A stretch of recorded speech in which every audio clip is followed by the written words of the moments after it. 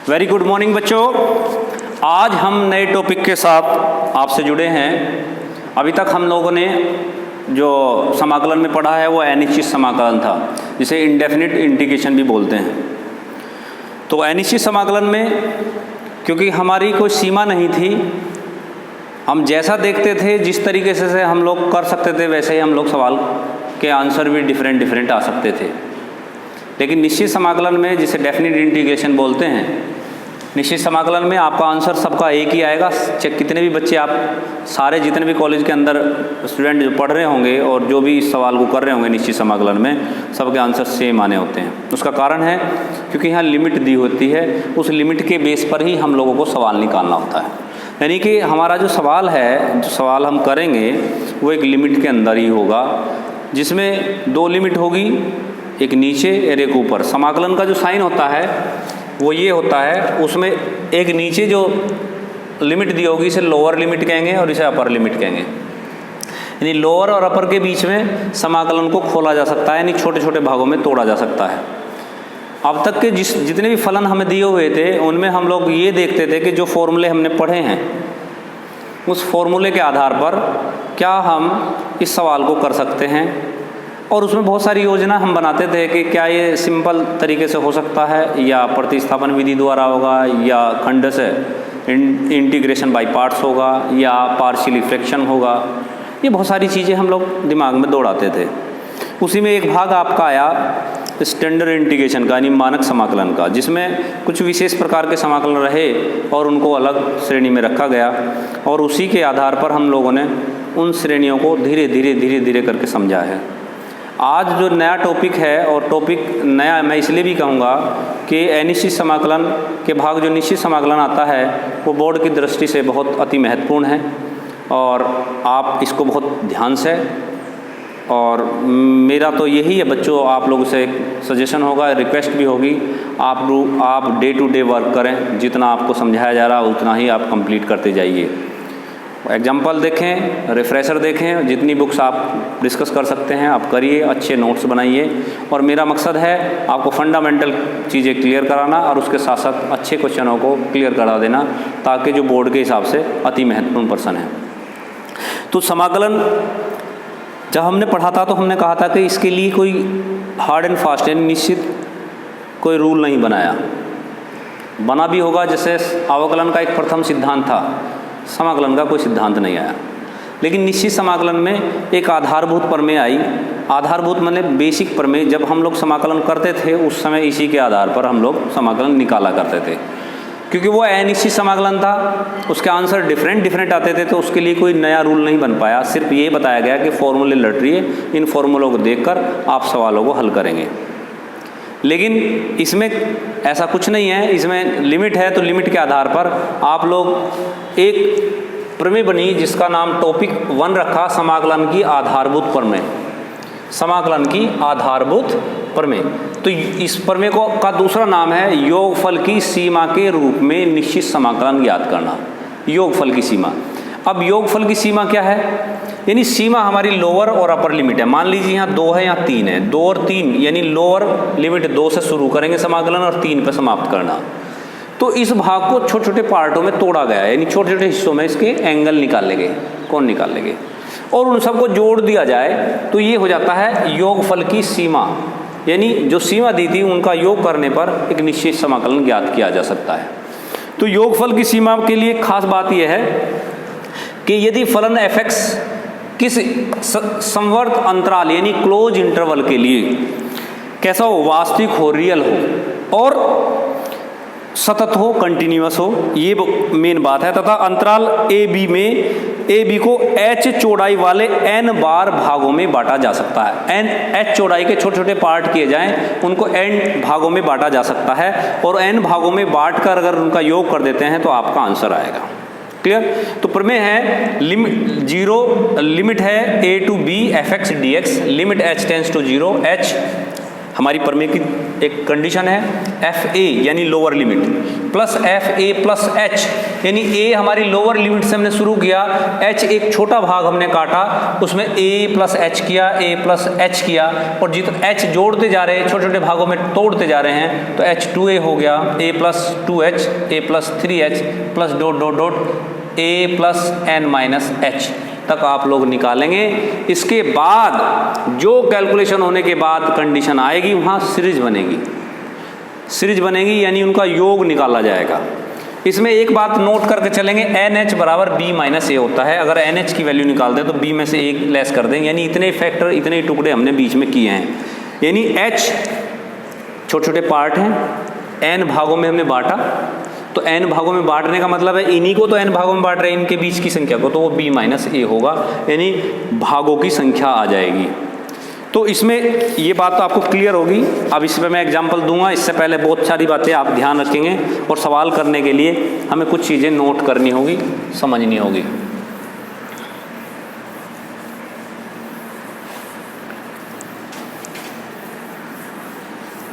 Note करने वाला भाग इसमें है, जैसे जब हम इसको हल करते सर्वप्रथम हम फलन में NH की वैल्यू निकालेंगे। सबसे पहला जब भी हम सवाल करेंगे तो सबसे पहले दिए हुए फंक्शन में NH की वैल्यू निकालेंगे B माइनस ए। ये पहला स्टेप है इसका सवाल करने का। दूसरे स्टेप में जब सेकंड चरण आएगा, आप सीरीज बनाएंगे, जो भी सीरीज आपके पास होगी सेकंड चरण में, A वैल्यू निकालने के बाद A plus H, A plus 2H plus dot dot a plus n minus 1H। इस तरीके से हम अलग सीरीज बना लेंगे दूसरे स्टेप में। और थर्ड स्टेप जो हमारा लास्ट होगा, हम इसमें योगफल की सर पर में लगा देंगे। थर्ड स्टेप होगा हमारा a to b fx dx limit h tends to 0।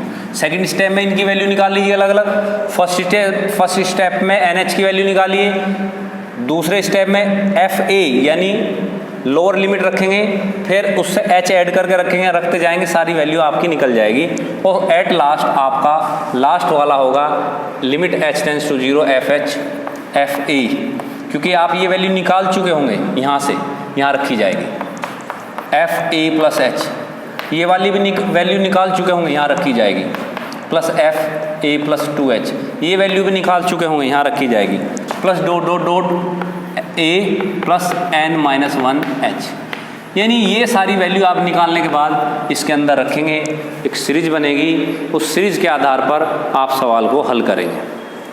अब नोट करते हैं, बात आती है कि सीरीज कैसे बनेगी और किस किस टाइप की सीरीज इसमें बन सकती हैं, वे भी आप नोट कर लीजिए। सवाल को हल करने से पहले मैं आपको इसकी सारी बातें आपको समझा रहा हूँ, तो नोट करेंगे। पहला, अगर मान लीजिए पहली सीरीज आपकी ये बनती है, चरण 4 1 plus 1 plus 1 plus 1 dot dot dot dot n minus 1 है, तो आपकी सीरीज सम होगा n माइनस 1 ही होगा। अगर यहाँ n है तो n होगा। क्लियर। दूसरा, अगर प्राकृतिक संख्या का योग है 1 plus 2 plus 3 plus dot dot dot dot n minus 1, या n ले लीजिए, इसे समीशन सम ऑफ n भी बोल सकते हैं, वो होगा n माइनस 1/2।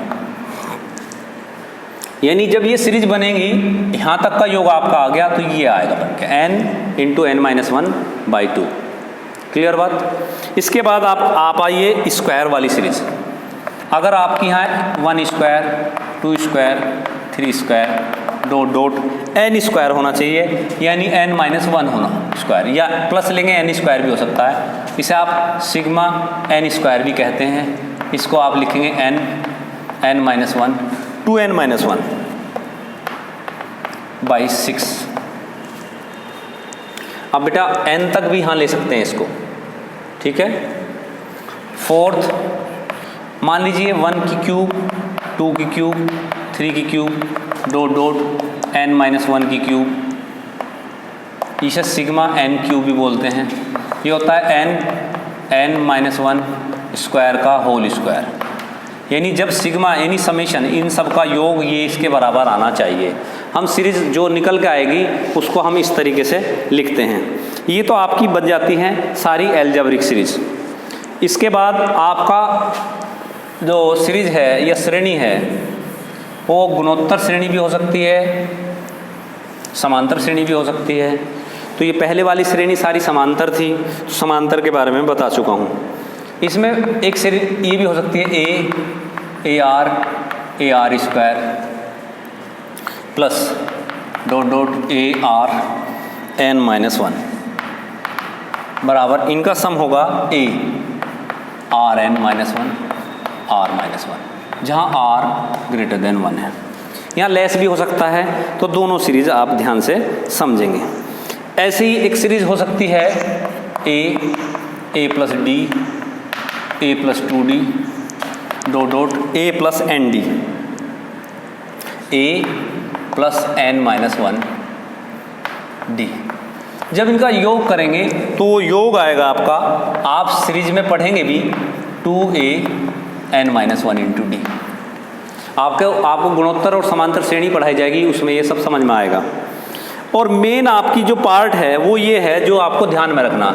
ये सीरीज तो सब क्लियर हो जाएगी आपका। मान लीजिए यहाँ आ गया साइन अल्फा प्लस साइन ए प्लस एच साइन ए plus 2h dot dot dot ऐसे ही चलता चला गया। लास्ट में आया साइन ए प्लस एन माइनस 1h।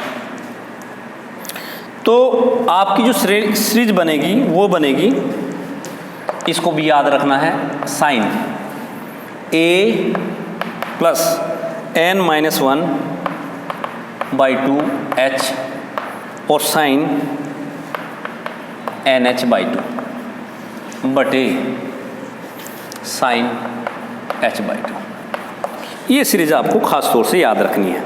ऐसी आपकी कोस की होगी, लास्ट सीरीज है कोस ए प्लस डॉट डॉट डॉट, सब यही रहेगा। आपको ये सब लिखना है, बाकी सब सेम ऐसे ही रहेगा। सिर्फ और सिर्फ बदलेगा तो a plus N minus 1 by 2h यहाँ बदलेगा, यहाँ साइन h बाई 2 रहेगा। बाकी ये सब कोस रहेगा और नीचे साइन h बाई 2 है। इसमें ये बदलाव आएगा, बाकी सेम सीरीज रहेगी। मेन सीरीज ये हैं, बाकी जो आप लोग सीरीज पढ़ रहे हैं वो आप यूज़ करते रहते हैं अपने। जैसे जैसे आप पढ़ेंगे समांतर और गुणोत्तर श्रेणी, तो उसमें भी इसका आपके सामने सवाल आएगा। जो सवाल जब करेंगे तो उसी आधार पर आपकी सारी सीरीज क्लियर हो जाएंगी। इसी पर हम लोग एक सवाल करके देख लेते हैं ताकि हमारी समझ में आ जाए कि हम लोग क्या पढ़ रहे हैं और क्या करना चाहते हैं। तो निश्चित समाकलन ज्ञात करने का पहला जो मेथड है वो है योगफल की आधारभूत प्रमेय के आधार पर समाकलन ज्ञात करना। अब इसके बाद जो मेथड रहेंगे वो वही रहेंगे जो अब तक हम पढ़ते आ रहे हैं, जो अब तक हम करते आ रहे हैं। सिर्फ लिमिट रखनी है, वो मैं सेकंड टॉपिक में बताऊंगा आपको। तो फर्स्ट टॉपिक में तो क्योंकि शुरुआत जब समाकलन की हुई थी, निश्चित समाकलन की, तो योगफल प्रमेय के आधार पर ही हम लोग समाकलन ज्ञात करना जानते थे। उसके बाद शोध होता रहा और देखा कि ये बहुत लेंदी है, बहुत मेहनत करनी पड़ती है, बहुत बड़ा मतलब आंसर निकालने के लिए बहुत कुछ करना पड़ रहा है। आपको सीरीज भी याद करनी पड़ रही, लिमिट भी याद करनी पड़ रही हैं, आपको सीरीज खोलनी है। उसमें भी टेक्निकली आपको ये ध्यान रखना कि एक सीरीज वाले पदों को एक तरफ रखो, दूसरी सीरीज वाले पदों को दूसरी तरफ रख के उनकी दो सीरीज बनाइए, फिर NH की वैल्यू निकालनी। तो बहुत सारी चीज़ें आपको ध्यान में रख के, और लेंदी भी बन रहा है, वो सेकंड टॉपिक में इसको छोटा कर दिया गया। फर्स्ट टॉपिक मेरा बताने का मकसद ये है, जब निश्चित समाकलन शुरू हुआ था तो इसी मेथड के आधार पर शुरुआत हुई थी उसकी। तो ये मेथड कैसे क्लियर करना है, सवाल आपके पास हो सकता है। मैं एक सवाल लेता हूँ। सवाल है, लिमिट है 1 to 3 2x - 5 dx। तो सबसे पहले आपको लिखना, दिए गए समाकलन में आपके पास पहला स्टेप मैंने बताया था आपको दो चीज़ ज्ञात करनी। पहला, a लिमिट आपकी है 1, b है 3 और NH b - a 1 = यानी 2, NH बराबर 2। पहला काम मैंने कहा था, पहले फर्स्ट स्टेप में आपको यही निकालना है। उसके बाद दूसरा स्टेप आपका है, क्योंकि जो सीरीज है आपकी योगफल की प्रमेय से, योगफल की प्रमेय से, योगफल की प्रमेय बोलती है a to b fx, ये बोलती है limit, sorry dx, limit h tends to 0, h f a यानी 1, f a plus h, f a plus 2h plus dot dot dot f a plus n minus 1h, ये आपकी प्रमेय है। अब आपको ये ध्यान होना चाहिए कि यहाँ 1 है या 3 है, तो एफ ए मीन्स f1, 1 की वैल्यू निकालेंगे, फंक्शन हमारा है, आपको पता ही है फंक्शन तो fx तो यही है, तो जब fx ये है तो a बराबर 1 रख के मैं इसकी वैल्यू निकाल सकता हूँ अलग अलग, सबको क्लियर है बात ये। या आप डायरेक्ट सेकंड मेथड, इसमें आप सीधे लिखिए फंक्शन को, इसी के आधार पर रिपीट कर सकते हैं। देखिए यहाँ 1 3 2x minus 5 dx, limit h tends to 0 h, आपका a यानी पहला वो है f1, 1 plus h,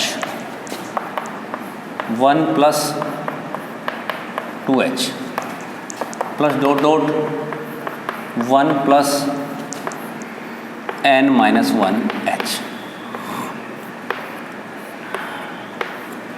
clear.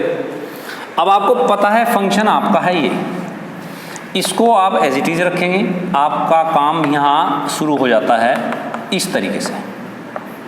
f1, जब यहाँ x की जगह आप 1 रखेंगे, क्योंकि फंक्शन हमारा क्या है, आप नोट कर लीजिए यहाँ fx बराबर है 2x माइनस 5। तो जब मैं यहाँ 1 रखूँगा प्यारे बच्चों, तो 1 को यहाँ रखते ही 2 में से 5 गए माइनस के 3, प्लस यहाँ मैं जब रखूँगा 1 2 1 1 प्लस h माइनस 5, इसकी जगह 2 1 प्लस 2h माइनस 5। भाई मुझे तो x की जगह तो चेंज करना है, x हमारा ये हो गया, तो x की जगह मैं यही रखता जाऊंगा, बाकी माइनस 5 तो चल ही रहा है, plus dot dot dot 2 1 plus n minus 1 h minus 5।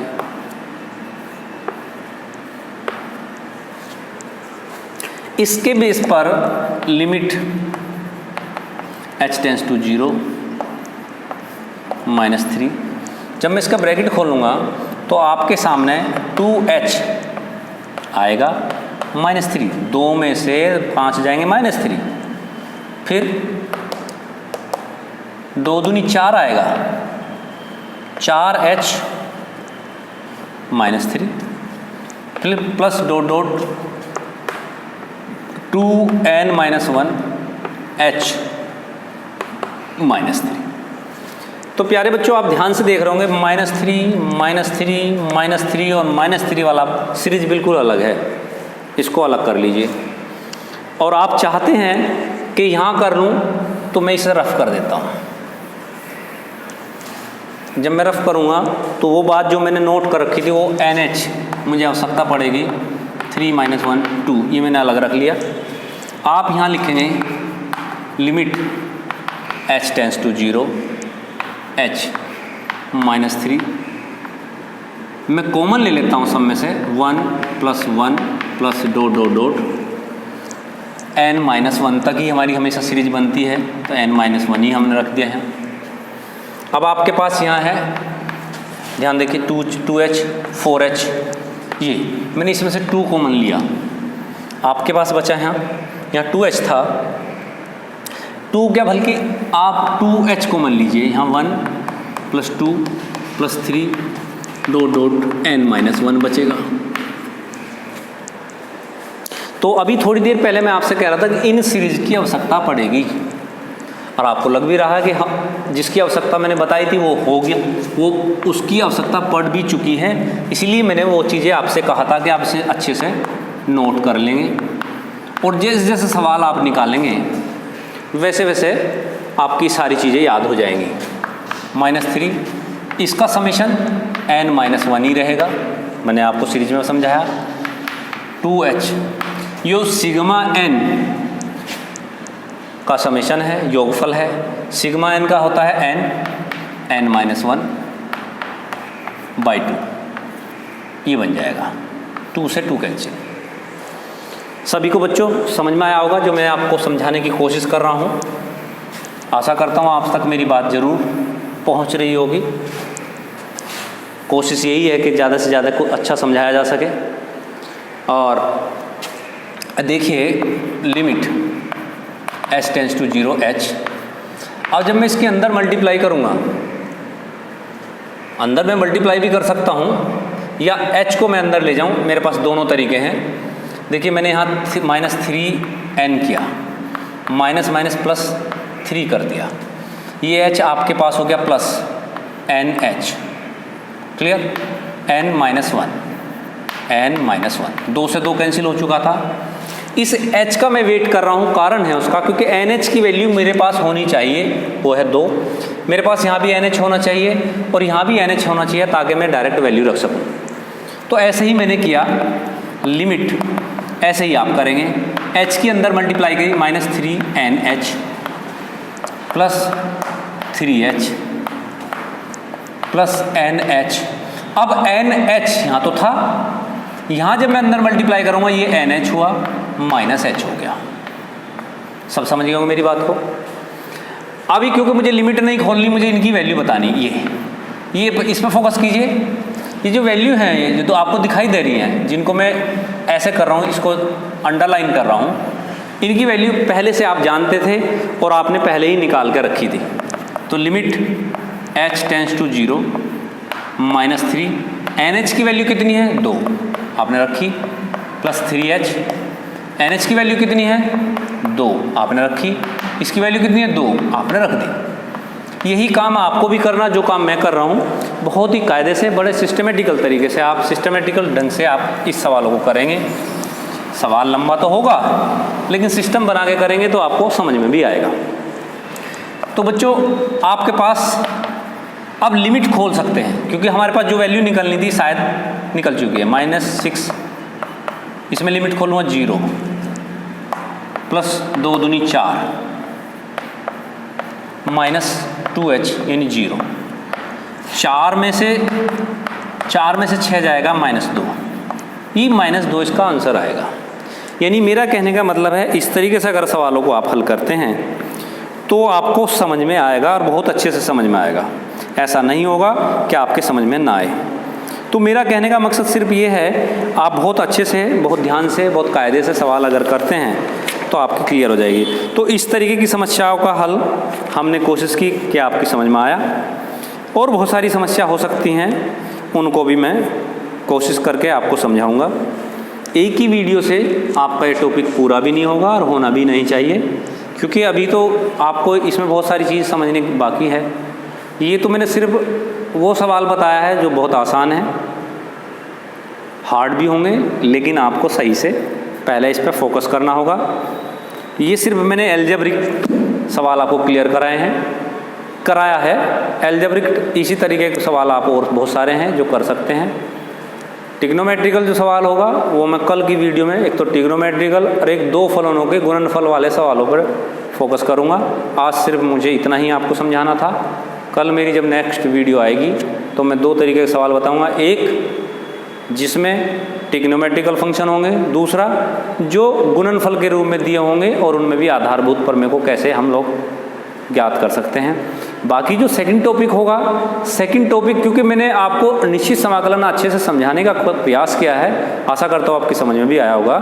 निश्चित समाकलन, अनिश्चित समाकलन में जिस तरीके से समाकलन को निकालते थे आप निकाल लेंगे। निकालने के बाद आपको सिर्फ और सिर्फ लिमिट रखनी है, लिमिट रखनी मुझे समझानी है, वहाँ तक कोई समस्या आपको नहीं आएगी। आपको बाद में लिमिट रखनी है जिससे आपको आंसर मिल जाएगा। बाकी तो सब कर ही चुके हैं। और जो विशेष टाइप के सवाल होंगे जो बोर्ड में 8 नंबर में पूछे जाते हैं, उनके लिए अलग से एक टॉपिक, अलग से एक एक्सरसाइज रखी गई है, वो बहुत लास्ट में आएगी, बहुत महत्वपूर्ण होगी। प्यारे बच्चों, कायदे से आप आराम समझते जाइए। धन्यवाद।